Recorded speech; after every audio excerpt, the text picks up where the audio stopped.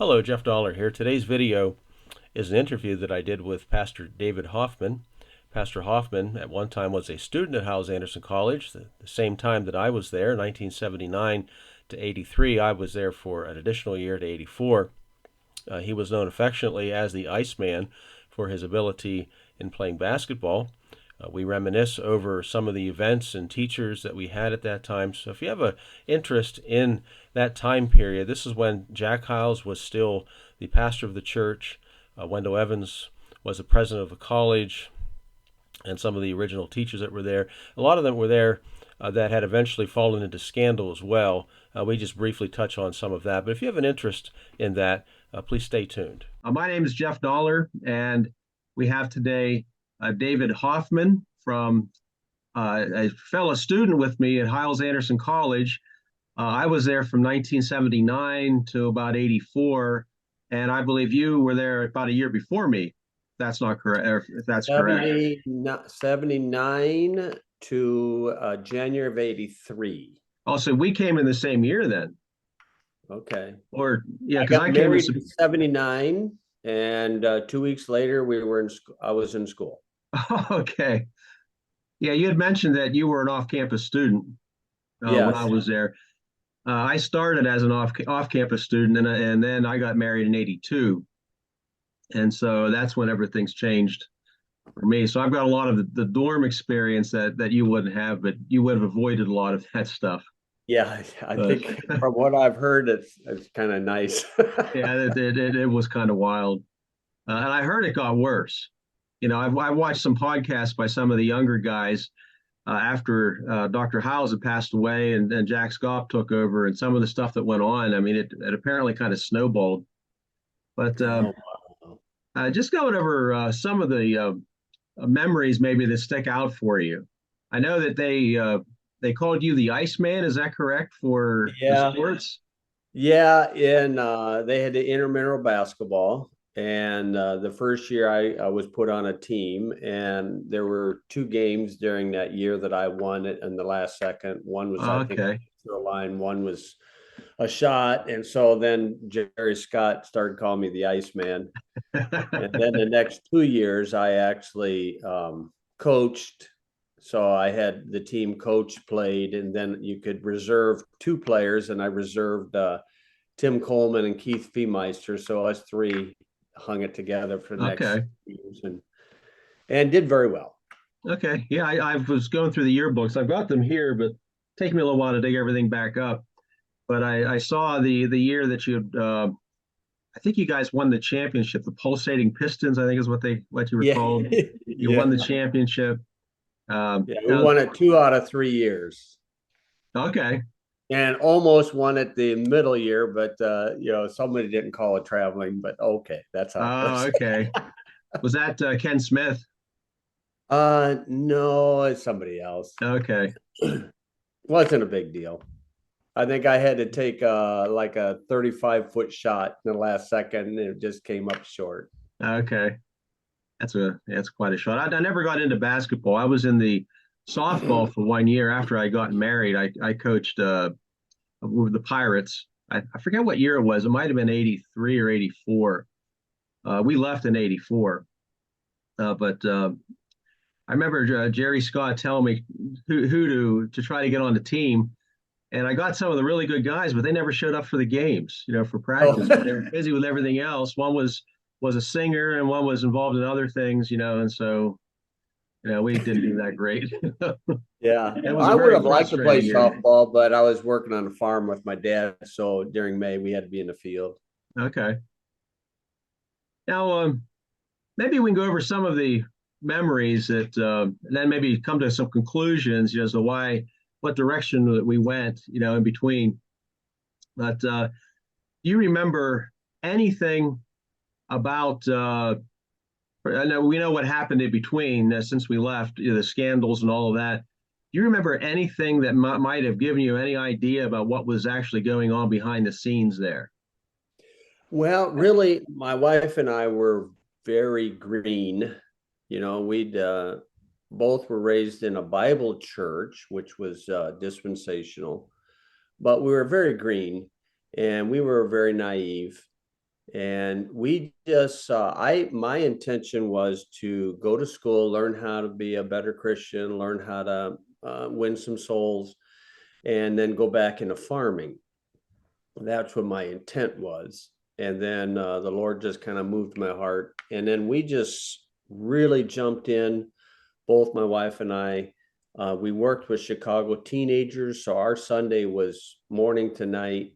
And, looking back, you kind of see, oh, maybe that was a little suspicious, but we were just naive to Yeah, I feel the same way. I had some suspicions about some things, um, specifically the rescue mission, what was going on there. I knew a fella, and he was feeding me some information, and he said he tried to deal with it, and he couldn't get anything accomplished. And I just kind of shrugged my shoulders. Well, I don't know what to tell you.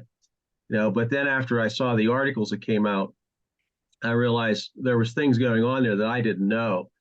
Like when Dave Hyles left, we both probably experienced a lot of the same things. I came back one year and then Dave's gone, and I thought, what's going on? And well, he went to Texas. Okay, but no one said any. It was almost like it was a kind of a push, and then of course later we find all this other stuff out. Did you happen to know, say, Jack Scopp while you were there? Did you get to know him at all? Uh, I'm a loner, so I'm more of a quiet person. Okay. And we just came to school and went home, work. Um, I was in his English class when he first started teaching English. Was that 79? I'm not sure if it was 79 or 80. I'm not sure which. Because I was It was probably in the the same first. class. I was Yeah, the well, guy that was falling over. What's that? there was a young fella sitting next to me. His name was John B. Ware. His middle initial was B. His last name was Ware. It's quite a Oh, I wish I name. could remember that. Uh, I'll have to look him Yeah, up. I worked under Dave Hyles the last 6 months or so. He was there with the Okay. Chicago teenagers. Okay.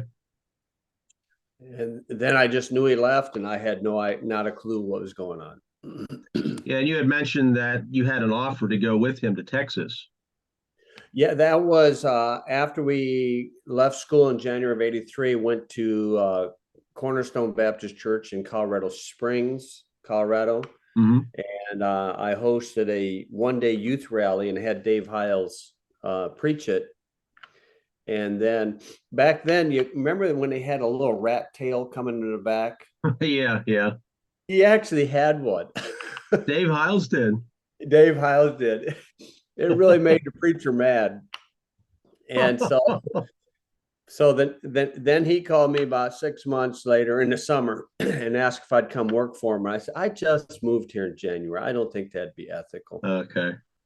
And I'm so thankful for that. Yeah. And then I scheduled the next year. And then the pastor told me, you need to cancel that. And I said, okay, do I have a reason? And he said, yeah, immorality charge. I said, okay. Okay. Wow. All of them canceled. And then he said something like, why didn't your pastor talk to me? I said, I don't know. You call him. Oh. I called the pastor, said he'll be calling you. And then he told me he didn't deny anything. Okay. Yeah. No. When I was out there, I had left because of financial reasons, and we tried to come back. Stayed at another student's home for a little bit, and it didn't work out. I ended up in another school, and it turned out, I don't know if you remember, but Dr. Hyles made mention at one time that he had preached in a Methodist church. Okay. Do you remember that at all? Or No, I don't remember okay, that. well, I ended up in that Methodist church. I didn't realize it because the school that I went to was associated with that denomination. It was a fundamentalist Methodist group, and I Okay. later went on staff there as a youth pastor, and I brought kids back to the youth conference. And we made quite a splash as I think being the only Methodist there. But I eventually got ordained through that group. So my life took a turn, was in a process of taking a turn there whenever the Sumner letter came out. Somebody handed me the Sumner letter, Okay. and I read through it. And I was just flabbergasted by it. It just completely floored me. And I made the mistake of making a copy of it and sending it to Bill McSpadden and saying, Bill, what's going on? and Oh, that blew his lid right off, and I got these horrible letters back. He later apologized, but he's I about an came. hour from me, Oh, he is. Yes. Yeah. about Okay. an hour east of us. Yeah, I've not seen him since that last youth conference I was in, but which was about 30 years ago or so, maybe 35. But uh, what really convinced me, though, that I think I needed to cut ties with the whole movement was not the accusations or anything like that, but it was the sermon that Dr. Hyles preached in defense of himself. Where he was saying that if they take me to the IRS, I'll go to the IRS and turn them in. I mean, it was one of those. I don't know if you've ever heard it. I can't remember the name of it, but I made a video on that. I watched that video. Okay, Yeah. and it just, I mean, it really, my heart sunk. I realized, I've been away from it long enough that this wasn't biblical Christianity. I Right. thought that, I've Right. got to cut ties altogether, with that movement. So that's from there on, and then I just kind of left it go. I thought it was completely out of my life until I got on the computer and I find these new IFB guys. I'm Oh, thinking, well, who in the world is? Someone said you need to check that out because I did a little thing on my experience of fundamentalism. What I call extreme fundamentalism of Dr. Hyles. And then right. somebody sent me an email. What about the new IFB? And I checked that out. Oh, that sounds like Jack Hyles. And I saw his influence is still going on, and so I started making videos on them. But Yeah. so you were basically kind of under the radar for a lot of this stuff that Yes. was going on, and it was the same with me as a student. In the I don't maybe if you remember some of these guys, Mike Zachary, you remember him, the piano player? Yes. Yeah. Okay, I guess he went on to some other college or something, and things blew up with him. Yeah. I think That so. Yeah. That's what I've it was heard. almost like there was a trail, Yes, of a whole lot of definitely. these guys. Do you have Yeah. any ideas or theories as to why there was so much of that from this particular school? I mean, I didn't feel like it had affected myself, but well, what Well, what would you attribute some of this stuff to? okay. One would be blind loyalty, Okay.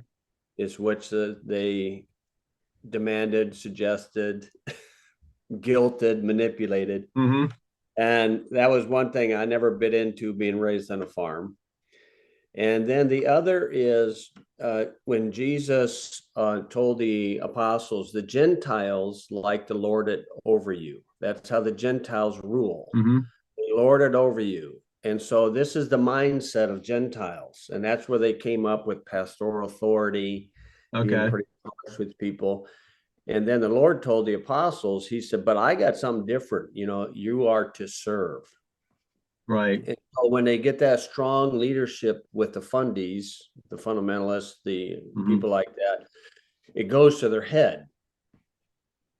Right. And there's a phrase, absolute power corrupts, or power corrupts, and absolute power corrupts absolutely. And I think it's a general truth, but to me, it's just that the devil got in there and deceived these men to thinking that the world revolves around them. Mm-hmm.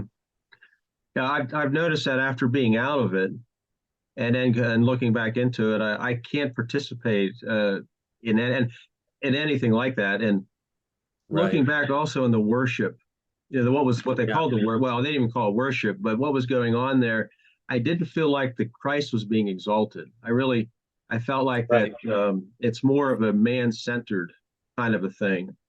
Yeah. And there's a lot of a sales pitch. You play this type of music to get people Mm-hmm. moving, and you get them to pray this prayer. And it's just like selling insurance. It's just fire insurance, from hell. Okay, buy this Right. insurance, pray this prayer, and you're good to go. And yeah, it's just a good sales pitch. Now, when you were a student, did you have any difficulties getting through with programs the way they were set up? No, off campus, we had a lot of liberty. Okay. Just hide away from it. We lived about 30 minutes from the school. I was raised about 35, 40 minutes from the school, but never heard of it until 79. Oh, okay. Raised in a Dutch Reformed family. And Oh, then wow. my dad got saved and I got saved about the same time. and then he helped start a community Bible church. Back in those days, they were pretty good. Today it varies, but Hmm. and so yeah, so that's what my wife was raised in Pennsylvania, and then I was raised there in Indiana. Okay, so she was also Dutch Reformed? No, Or no, her parents were Mennonites, oh, okay. Oh, wow. strict Mennonites, which will mix salvation and standards or Hmm. separation. And Right. they got saved and then went to a Bible church, a similar Bible church there in Pennsylvania. Okay. Yeah, that's not far Actually, from us the here. church is in a town called or the address is Paradise, Pennsylvania. So that's Hmm. where I got married, in Paradise. So Yeah, my wife has family there as well, and it's only a few hours from us here. okay, And yeah. I was in a church conference, and driving around, you see a lot of that. You know, the Amish and the Mennonites, and I was in Philadelphia. My wife and I went to a concert, and I was given a track by a fella, and he was Mennonite. Okay. So there is some of that evangelicalism Yeah. in among those groups. Yeah. Um, Uh-huh. as far as see, what was I trying to get to there? Yeah, the trying to get through. If you're off campus, I guess was a whole different life than if It you were was a on different life. campus. Yeah. Yeah. And I remember when I became off campus, trying to associate with my former friends there, it was almost impossible because of the rule system. Right. You know, Right. I don't know. Did you know Brad Morriso? Don't recall that name. Okay, No. he came a year after us, and he was in my wedding here in Pennsylvania. And whenever we got married, I wanted to have him over for supper, but there was rules that he couldn't come into my house. Right. Right. You know, so what we did, we lived in a basement apartment on Summer Street, and we opened up the door of the basement apartment, put his chair in the basement, pushed the table over there, and we had our dinner. You know, Oh, he stayed in there. That way, I could honestly say that. Uh, with the, do you remember the chapel reports we yes. had to Yes. do? Okay, Yes. they got me in a lot of trouble because I couldn't lie on these reports. I just my Yeah. conscience wouldn't let me, and they made it a rule. I think the second year that you had to use the Romans Road the whole way through the Romans Road before you could Oh, claim really? that, Okay. you know. And I wasn't getting a lot of times I wouldn't get that far with people, and I said no, and I took 10 demerits, and I got just about campus one Oh, year, wow. all over that. I mean, I wasn't a troublemaker. It was just that I couldn't write Yeah. the you know the fill out that report. Did you ever get witnessed to by other students? No, no, not that I recall. Again, I'm just kind of Yeah, a off loner campus. guy, and I was used to be with my wife, so we didn't. Yeah, people just didn't say much to us. Okay. Yeah. We had some of the faculty. They knew we were, farmers. Judson Mitchell, he was a Uh-huh. farmer from Minnesota, and so he would come out and drive the tractor through the night. Oh. Uh, and then one time, Dean, no, one time, Meister. Oh yeah. So Yeah. The scary guy. yeah, he Oh. called me in his office. He was wanting he could buy some corn. I Oh. go, okay, whatever. Yeah, as campus students, he scared the daylights out of us. I mean, he was a Yeah, Marine, I guess, and he treated us like boot camp. yeah. He would just excoriate us, and I'm thinking, you know, I had not grown up in church. I didn't become a believer until I was 16. I was not used to people yelling at me like that. You know, it just didn't, especially Yeah, in church. You know, it just didn't. yeah. That's that Yeah, Gentile mindset, lord it over them. yeah, yeah, yeah. So, you remember the big days? Like, did you have any involvement as an off-campus student with big days? Big days. I only did the bus ministry one semester because Saturday's working on a farm. Hmm. And so we would be mainly into youth center with the Chicago teenagers all day. Okay, so someone else would bring them in, and you dealt Yes. with them. Okay, Yeah, I was Sunday school teacher. My wife was. And then they had an afternoon program with Pam Hibbard, and then we was kind of becoming the father and parents of those kids for that day. okay. one of those young people became my assistant pastor for 13 years. Oh, wow. Hmm. So yeah, turned out good. Yes, you really missed out on a lot of stuff there. I'm thinking that it's a whole, I didn't realize this until I'm talking to you, but it really was a whole different life if you were off campus. Yes. Yeah. Because Saturdays with us, there was no question about it. You had to be doing something on a Right. Saturday. And Right. I remember one Saturday, I felt completely exhausted. I was working, going to school, and of course there was the bus ministry and stuff on Saturdays. And I thought, I just can't take this anymore. And I stayed in my dorm and I opened up my Bible. I read my Bible and I prayed. And I felt refreshed, but I also had a horrible sense of guilt, that Yeah. I just didn't, I wasn't out there pumping away. And, so yeah, that's a whole different world, Yeah. whenever you come to think about it. Yeah. If I was on campus, I probably wouldn't have made it. Mm. I did, well, it wasn't until later. I left not because of any issues with the college, it was financial. Oh, okay. We got married, had several children, and just I wasn't prepared for it financially. I couldn't pay my bills, and Yeah. we tried a couple times to come back, but it didn't work. Okay. As far as changes since you were there, uh, could you describe maybe? I'm taking it that you don't hold to the same philosophies Oh, as no. what was taught there. What brought about? Now you mentioned you had already been an off-campus student, and so you started off on a different foot. Uh, what really kind of led you away from that kind of thinking? Well, you get burnt by somebody. And when we left and went to Colorado for a couple, 2.5 years, and after about a year or so there, year and a half, I said to my wife, "We got to get out of here. These things aren't working here the way I can, in my conscience, agree with."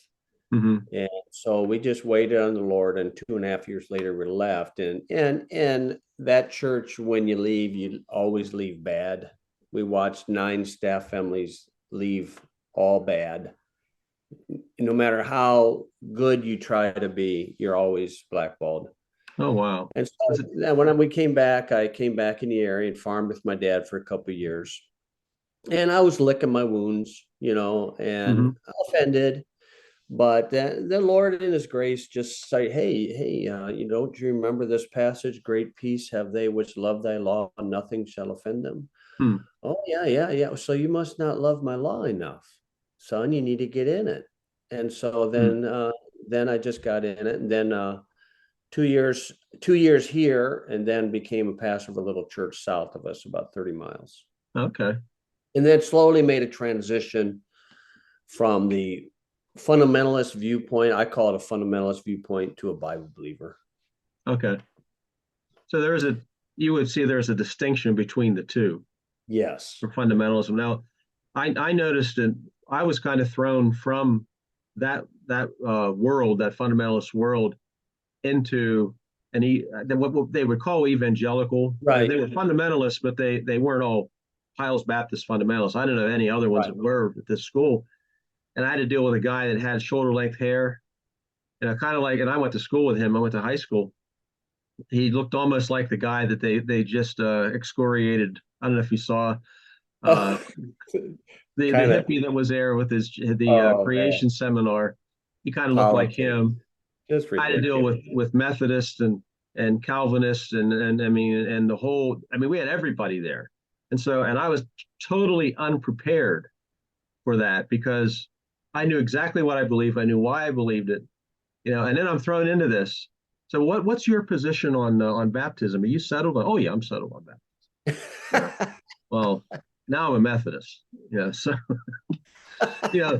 So it's a whole different world. And these guys, and trying to deal with them, what I've tried to do is try to salvage some of these people, this mindset to say, look, whenever you leave this, don't leave the Lord Jesus Christ behind. Right. There's a whole different Christian world out there, that you can be involved in and not jettison your faith. Because a lot of Right. folks leave that and they say, I don't Right. want anything to do with it anymore. And if they were saved to begin with, I don't know, but many of them just kind of exist and as believers barely, surviving. Right, So, right, right. but I found it's very difficult. They're much more difficult to deal with than Roman Catholics. Yes, yes. Converted Roman Catholics. My church is about half ex-Roman Catholic, and they're so much easier to deal with than fundamentalists. Right, when they come out. Yeah, same experience here. Yeah. Yeah, their offense, they use the offense as an excuse to justify what they want to do. And I know the hurt, and I understand the hurt. I understand the pain. The Lord Jesus said that, hey, offenses are going to occur. But he said, but woe be unto the one who commits them. So, but then two wrongs don't make a right. Okay, I'm offended, but then I'm going to go this route. So now two wrongs don't make a right. Right. And then when you go elsewhere, the idea with Hyles people, you got to be 100%, 100%, blind loyalty, 100%. Yeah. But in basketball, 9 out of 10 is pretty good. So if we have 9 out of 10 beliefs, that's pretty good. If we have 8 out of 10, that's pretty good. If a person wants to discuss our difference, fine, we'll discuss it, but I'm not going to fuss about it. That's between you and the Lord. Yeah, there was very little doctrinal discussion at Hyles-Anderson College. Very little, yeah. We were told pretty much what to believe, and you just simply, didn't have any type of disagreement, or you were either shut up or you were sent packing. Yeah, well, I remember one time in chapel, Dr. Hyles said, "You don't need to read heretical material." And as soon as he said it, I thought, well, how can I know if it's heretical if I can't read it? So who's going to be the Baptist Pope that puts a stamp on there that I can read it? Yeah. Do you remember? It didn't make sense to me. Do you remember buying books that had been censored? No, I don't. From the bookstore? I think maybe they put a little sticker in there that they don't agree with something. Yeah, they would do that, and sometimes they would actually blacken out or cut out portions of the book. Oh, that were, if it was serious enough, they would do that rather than give it to their students. Oh, wow. And I wish I still had those books. A lot of those I've lost over the years. Whenever the scandal occurred, I actually contacted. I think it was Robert Sumner was the guy's name that did the article. Yeah, I think so. And I contacted him and I said, look, I'm a former Hyles student. I've got all his books. I no longer hold to that position. What do you think I should do with all these books? And he said, just burn them. So I got rid of them, and now I look back, and I'm buying them back now because it's nice to have the reference, and but really I don't think we ever had a theology class there. Maybe they use the Bible as a motivational tool. No doctrine, zero doctrine. Okay, if by chance it happened to be Baptistic, okay, they'd come across that. And so the Bible was just like the preachers were just cheerleaders, motivating, get out there, do this, do that. Look good though when you do this. Make sure you look good, all that stuff. Right. And so there was no doctrine. And that's why the ones that leave and are offended, you don't know where they're going to land doctrinally because they had no foundation. Right. And I feel sorry for them. I feel bad for them, but we're each accountable for ourselves. And so we eat the chicken and throw out the bones.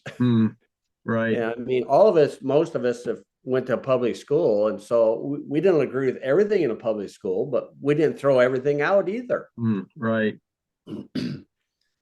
So my public school is very unique. It had a Bible character for a mascot, but nobody sued the school over it. Not yet. Is it still there? Yeah, it's the Red Devil. Yeah, so my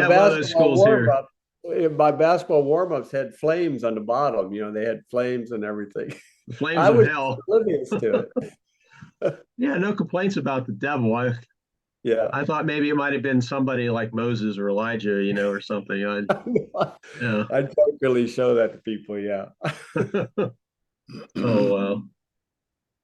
Oh, let's see.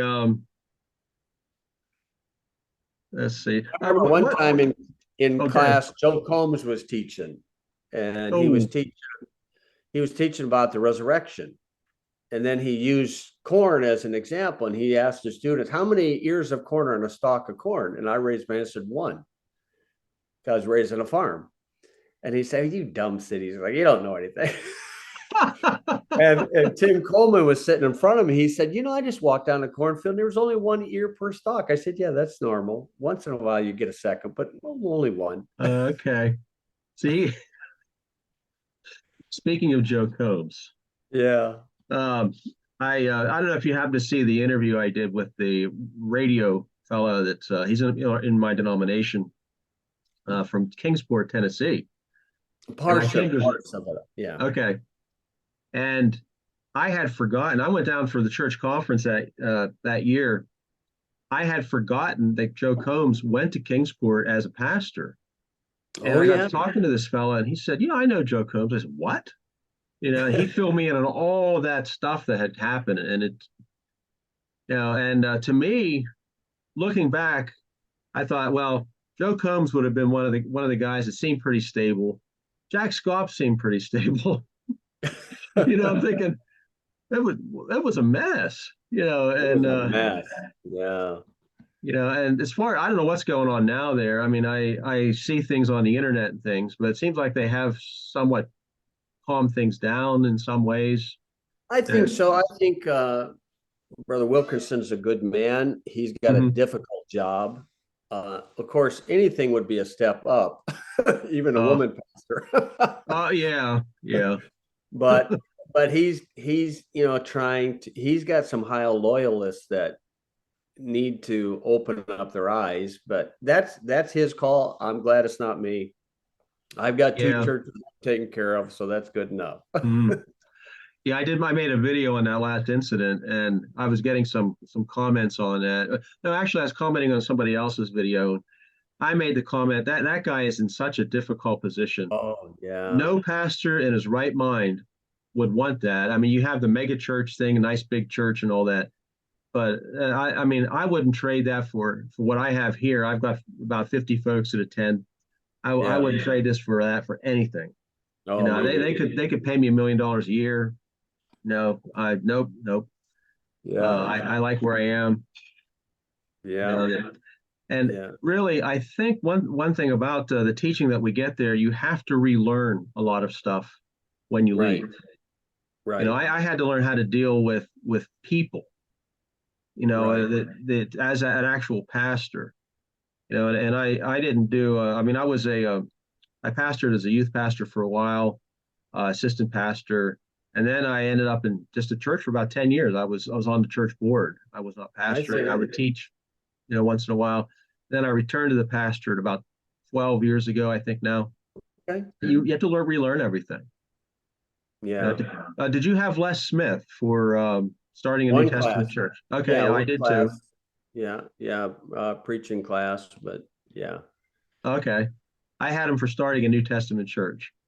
And that's the only notes I still have. Yeah, I didn't major in pastoral theology. My major was Christian education, which was the same thing, except no Greek or Hebrew, and then two education class. There's the only difference. I didn't want to mess with Greek or Hebrew. Oh, okay. I think he was a Nazarene. I thought I'd heard through the grapevine. I think you're right. Yeah, I had him. I failed the first time and took him again, and I'm pretty sure I remember that he had mentioned that. Yeah, I remember one class with Joe Combs. Somebody just threw out a mockery of Moody Bible Institute, and he got mad. And I said, "Oh boy, that's a soft spot with him." He was a student there, I think. Yeah. Moody. And Ed Reese, I think, was a teacher there. Now, so I think the early days were much different from those middle years. Yeah. We had at the very beginning, of course they know when to pull from. We had people from Moody, some of the others, like the Nazarene influence. So there was still that Right. basic Christian influence. And I think that starts to fade away after we had left, and they started to just pull people from within the school and then start Yeah, putting them in these recycle their positions. own blind loyalty. Yeah. Right. And so the years that followed us, I think, were much more difficult for some of the students because it would have been more intense. So I remember with Ed Reese, did you have him for history? Yeah, I had Ed Reese. His son Scott was always trying to beat me on a basketball court and never got Okay, I it. remember that. Yeah, Ed Reese kind of planted the seeds for me to leave there. You know, Okay. and it was in a way he was teaching Christian history, Okay. and we're going down through the characters of history, uh, Whitfield, George Whitfield, Jonathan Edwards, Charles Spurgeon, and all these other guys. I'm thinking these guys aren't like us. Yeah. Yeah. Charles Spurgeon smoking a cigar. Yeah. And then you see some of these pictures of guys with the hair, down to their shoulder. Wait, where do we fit in history? And so I when I left there, I started to see some of these things more clearly. Yeah. That they were not the epitome of Christianity. The Christianity is a much wider group than what they wanted to let on for. Yes. So true. So true. 9 out of 10 ain't bad. Yeah. As far as the philosophies, do you see any dangerous philosophies that we brought with us that we had to jettison along the way? Well, yeah, I think it's all part of the growth process where we realize, okay, maybe that wasn't a good idea. And I think Mhm. it's just it's like one person said, my best my best six teachers are who, what, when, why, where, and how. And Hmm. so it's okay to question ourselves and all that stuff. And I think if we are in tune to the spirit, he'll say, hey, you could have done it better this way, that way, this way. Mhm. But I think it's like driving on the highway where you got constant movement. You can't trust anybody in the road. You're constantly Mhm. adjusting. And so I Right. think that's just part of the Christian life. Hmm. And I had some issues with their approach toward soul winning. Yeah. Um, when I was told you go through the program and you have the person pray the prayer and then you say then you give them the assurance verses, and I thought that's didn't quite line up. I came out of a somewhat worldly background. I wasn't involved in any horrible moral scandals or anything as a kid. I wasn't a thief, or I didn't go to jail. But I was in enough. I knew it was in the world enough that when I became a believer, I saw that something had occurred in my heart. Right. And whenever I was out trying to witness to people, if that person had no interest, I wouldn't keep pushing and keep pushing. Right. And Right. we were taught to push, push, push, push, and then if you do the right things, you'll get them to pray that prayer, and then you give them the assurance, you can mark them down as saved, and then try to get them baptized. But I really felt like that was very damaging, and Yeah. I think it may take it may take a month or 2 months or a year before you can actually dealing with a person before that person comes to enough real knowledge of knowing Yeah. the Lord Jesus Christ. Yeah. My sister was a missionary in China, and she said that it would take 2 years on the average by the time you introduce something for a Chinese person to understand, to receive the gospel. Mm-hmm. And I saw that their approach was nothing more than a car salesman, insurance salesman. And personally, I've never been a salesman. I would starve to death if I had to be a Right. salesman. My Same here. approach is, there it is. Take it if you want. If you don't, okay, so what? Hmm.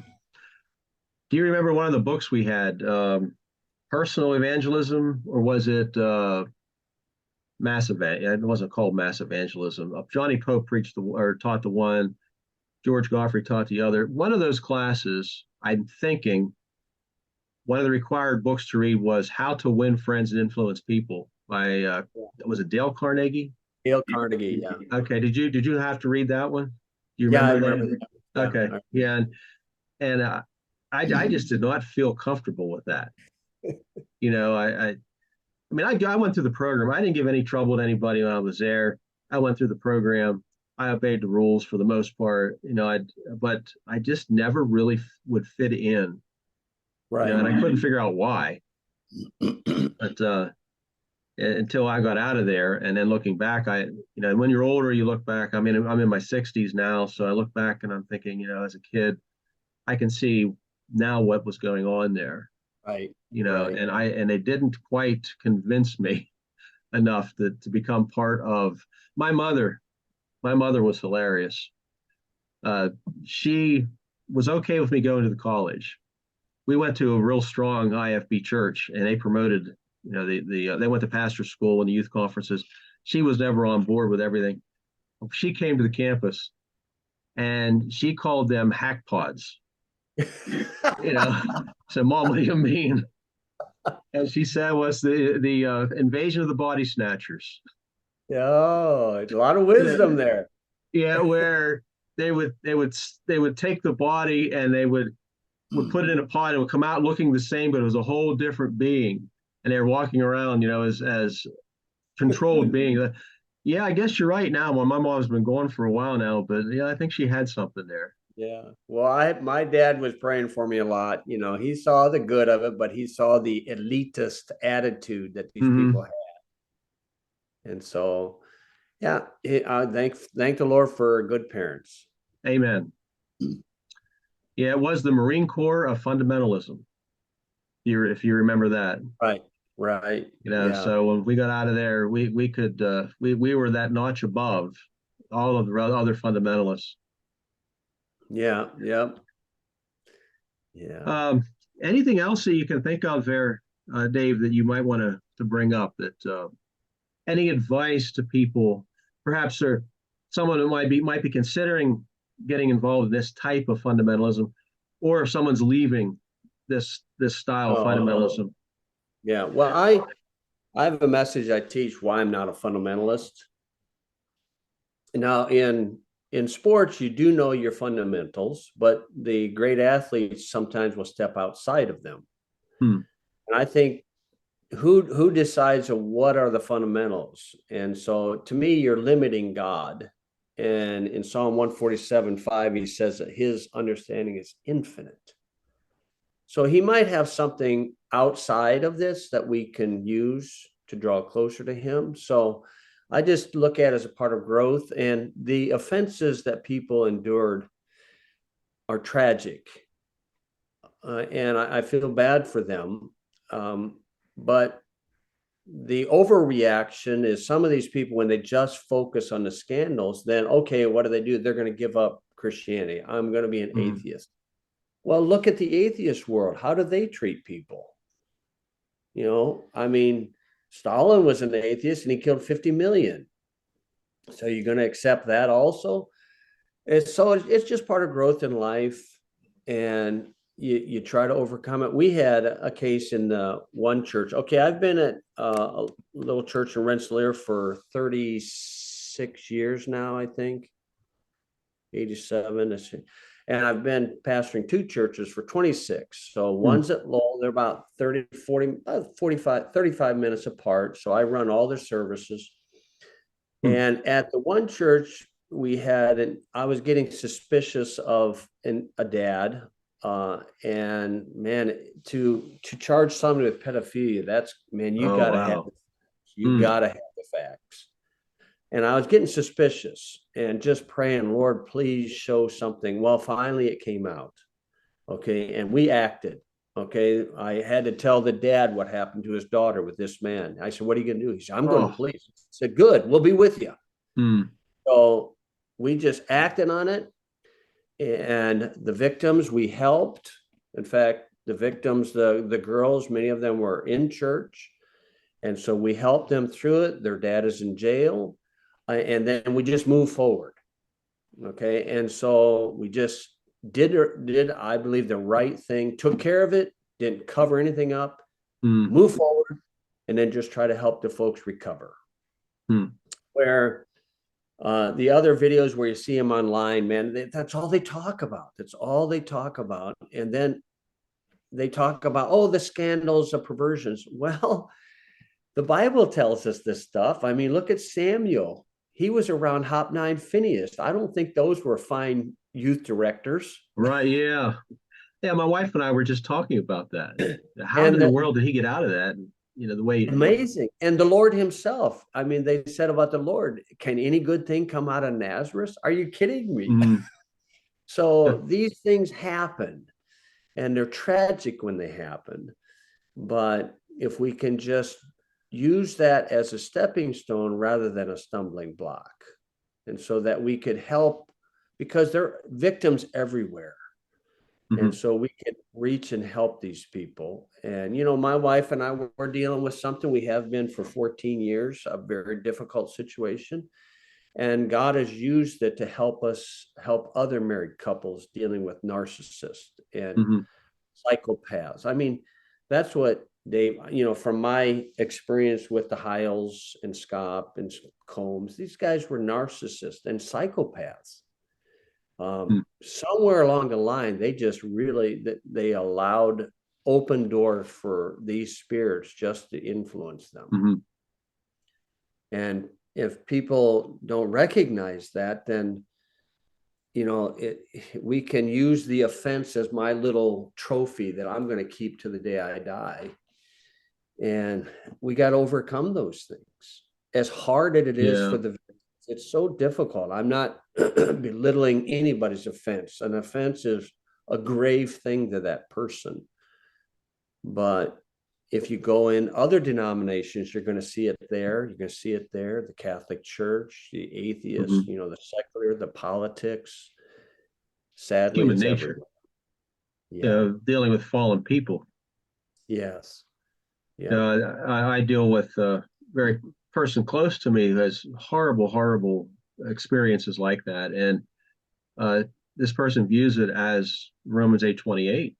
You know, Yeah. all things work together. Now that's the event in itself is a horrible thing, but God Right. uses these things, you know, Right. to refine us. You know, even though we may have to endure horrible things.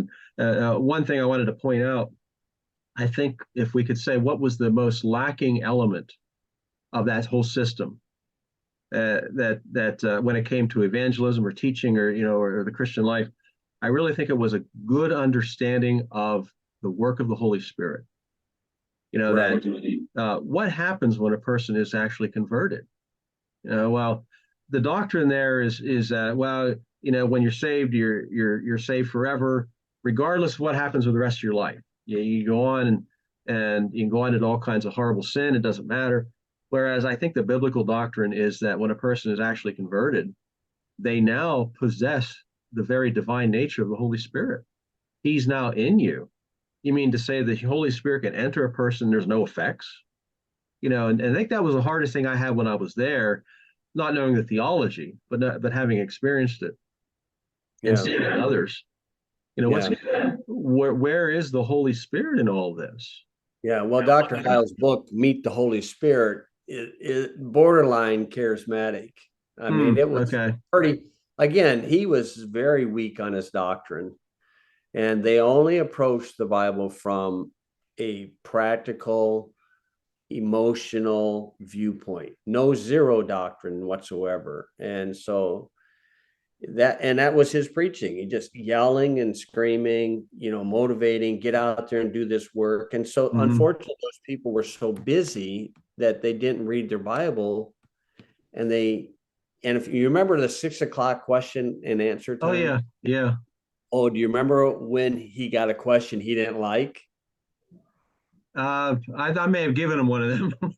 Oh man. And then the cloud comes over the whole auditorium. It's like, okay, don't challenge this fella. Go ask the Navy guys about the Dallas Cowboys, settle them down. It's like, I saw that. I thought, oh, what a thin skinned feller. Yeah.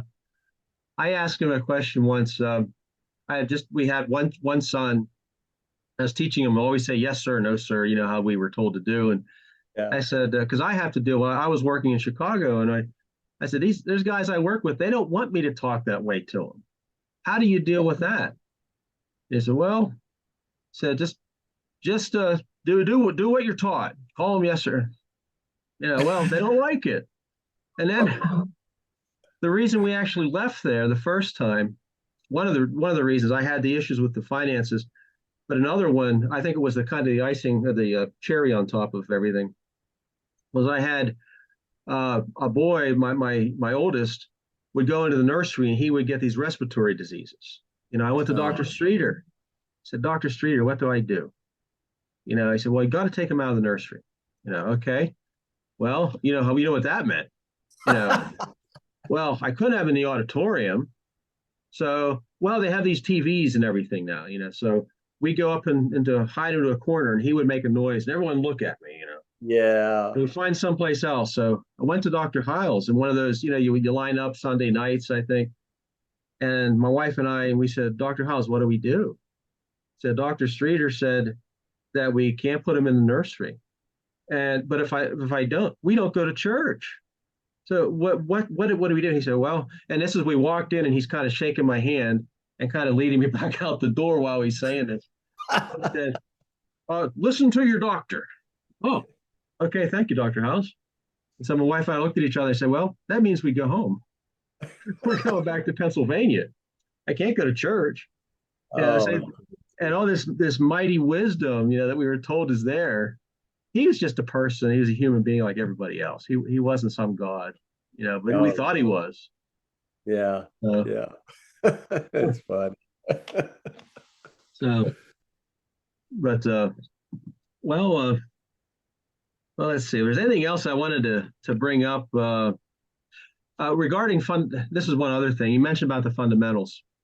Now, when I think of the fundamentals, I'm not thinking of a King James Bible or certain minor peripheral doctrines that you have to believe if you're there. I'm thinking of the Trinity, thinking of the deity of Christ, the salvation by grace through faith alone. That's what I'm thinking of. These are things that I will hold on to. I will not give up. But if somebody else has a difference of opinion of me on eschatology, for example, I eventually, and I don't want to shock you here, but I eventually became all millennial, and then left everything behind. Whenever I left Dr. House, I cleaned the slate of everything I didn't feel was necessary, started all over again. But I became all millennial. I have no problem. Someone disagrees with me. Post mill, pre mill, or what? That's something that's not an issue. Now, right. If they say, well, I don't believe that Jesus Christ was God in the flesh, that's a whole different issue. So is that kind of your approach to that as well, or? I really don't care what people believe. Okay, and where Romans 14 it says, "Let every man be fully persuaded in his own mind." So I'm persuaded of it.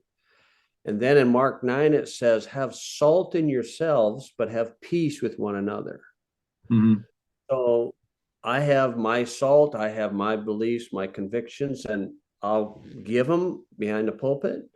And if people want to accept that, that's fine. If they don't, that's their business. Everybody answers for themselves. And what a person believes is not my criteria of being kind to them. Okay. And so what I've had people in my pulpit that were different viewpoint, but our people they're like, okay, preacher, who you got here? I said, I think this man's an expert in this area, so we're going to have him. So we have them, and nobody goes up and argues with them about our disagreements. We just want to get their expertise, learn from it, go forward. So that's the approach we do. Our people are very laid back. They're very individualistic, very private, small town country folk. And I tell them, don't agree with me 100%. If you agree with me 100%, you're not thinking. And in fact, I don't agree with myself in some things that I believed last January 1st because I should have grown. And so it's like a smorgasbord. Take what you want here and there. Okay. And we're looking forward to the Lord coming back. That's what we're doing. Yeah, I've kind of developed. I still consider myself a fundamentalist, but I'm not a fundamentalist of the Hyles variety. Right. I have Presbyterians that I hobnob with that are fundamentalists, Methodists, Uh-huh. Baptists. Uh-huh. Now, I don't would never hold to the idea that you have to take some peripheral position and make it. And I always go back to the King James version as an example. You know, to me, it is one of the most foolhardy positions to take, that you must use the King James Bible, or as a matter of fact, you must use it to be, or you can't be saved. You know, Dr. House began teaching that. To me, that's like the epitome and the example of doctrine that is just going wild. You know, it has no basis in Scripture. There's no reason to make it an essential. You know that. To me, I believe in calling people out like that, because they are damaging the gospel whenever they are promoting such doctrines, you know, that are not biblical doctrines. So, but anyway, Yeah. anything else you'd like to say? That's, well, I'm a King James guy, but I tell people, you read anything and everything. I believe one, but I read anything and everything. And a person that, if you're persuaded, you got to be fully persuaded. Romans 14, and then in Romans 14 it tells, what do we do with our differences? We're each uniquely different. We each have sovereignty of our own free will. And so I know I'm going to stand before my God someday. And so I'm worried about myself. I'm not worried about anybody else. And if we want to, nobody's leading anybody. I'm not looking for followers. I'm looking for thinkers. And so we're thinking I would say along. there are essentials in the gospel. There are. I mean, you must believe in Jesus Christ. Sure. You know, I mean, that's essential. Yeah. You know, so, but when it comes to some of these other peripheral things, Yeah, you know, I understand. Yeah. So that's one thing that I've learned to take the heat from my former fundamentalist buddies. Yeah. Here's one. Used to play a lot of ping pong, you know, being on campus student. Yeah. And I got to know quite a few guys. One of the guys, after we got out there, and I was a youth pastor at the Methodist church, they had a big Christian school. And he came with his school. They were playing soccer or something. And I was giving him a tour of the auditorium. It looked almost like First Baptist. It was it was smaller, much smaller version. The same coloring and the balcony and the whole works. Yeah. And he said, "Where's the baptistry?" And I went behind the communion table, and I pulled out the chalice that the pastor used. He was, what? This is Catholicism. I said, no, Dr. Hyles preached at his church. That's funny. And then I actually wrote a book on it. What's that? Billy Sunday sprinkled. Yeah. And I mean, a lot of them did. And so I told him, I said, look, I've been here for a couple of years now, and I've adopted the Methodist position. I said, here it is. I wrote a booklet, mostly for the people in the church. Right. And I said, here, read this and get back with me. My address and phone number. I'm still waiting. That was 40 years. Well, that idea of, win them and wed them, I think that's that membership philosophy, and it's nothing different than an insurance salesman. Right. It's really what it is, and, I jokingly say, like I said, 9 out of 10 ain't bad in basketball. 9 out of 10 is bad for me, personally, because, I shoot better than that on a free throw line. But it's funny, in bowling, I do 9 out of 10 also. And so that's not good. That's not good. Yeah, basketball was never my forte, I guess, or however they say that. I was always small, and I could never get the knack of it. But baseball, I was a baseball guy. Yeah, well, Indiana is known for basketball. I remember that. Yeah. Plus being raised on a farm.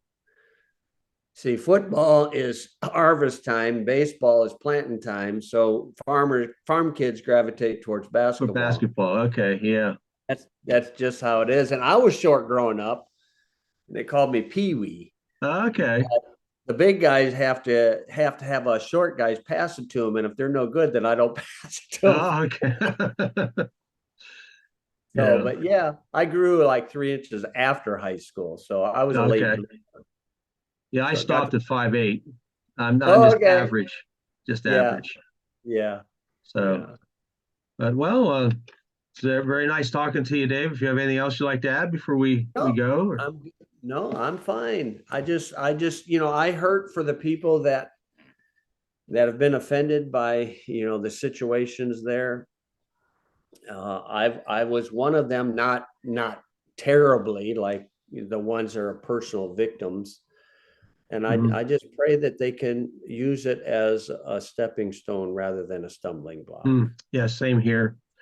And I was one that I took it very personal in a sense Yeah. because I felt like I'd given my life to that whole doctrine, the whole idea, and then to see it just kind of fall apart, and I felt like I was betrayed by these guys, and Yeah. it took me a long time to really settle down and say, okay, I can make the most of it, try to salvage people I know, uh, try to help where I can, but Right. you know, to try to do the best with what I have. Yeah. But and I'm enjoying life now. I mean, it's I'm approaching retirement. Still work a part-time job now as a Okay. pastor still, but Okay. looking forward to when I can completely retire, give it all into the ministry, but not like the 7 day a week thing that we were taught. Forget Yeah. the family, forget everything else, and get that bus moving. Yeah. Yeah. But Once I added a second church, I had to give up farming. So, okay. but I still was able to build my own house, log garage, Oh, all that okay. stuff during that time. But yeah, I like picked I up a said, little. our folks aren't needy people. Mhm.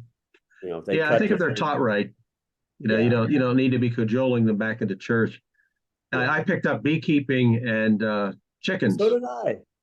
Yeah. Oh, you're a beekeeper too. We could go on for another Yeah, hour not on a very good beekeeping. one, but I have some. Yeah. Matter of fact, here we had a warm winter so far, Okay. and the bees still go out and fly and are eating up all the honey stores. Yeah, you might want to Okay. check your hives. Yeah, I So, put sugar in there but oh, you already. did? Okay. Yeah. We made some. My wife was experimenting making that fondant, and I'm going to go put it on top of some of these hives to try to get them through the winter if we can, because they usually starve themselves out. That's how they die, in the Yeah. wintertime. Plus, the moisture gets them. Right. Yeah, there So is a method now they're using where they take the screen, they have like a super, they have screen and put burlap on top. Have you tried that yet? I put straw in there, and then the Okay. sugar absorbs the moisture. And it's Okay. so hard to keep them alive during the winter. And one year I just said, I'm not even going to try. And both hives made it on their own. I don't know. Yeah. Amazed. Yeah. I've had as many as 7 hives. I've lost all but one. And Okay. that thing will swarm 3 times because there's so many bees in that one that survived. And then I have another, I'm up to 7 now again. I'm out of Okay. equipment, Great. but they don't look good though. I got a couple that are, they've eaten too much. Oh, So we'll have okay. to see how they go. But, Okay. well, I better let you get back to work, Dave, and Sure. Yeah, I'll have you to too. too. So, It's a blessing talking to you. Blessing yeah, meeting you. same here. And hopefully this recorded properly. If We'll not, see. we've been just talking for nothing. So, No problem. okay. But the Okay. Lord bless you in your work. You too. Yeah. Okay. Take Bye. care.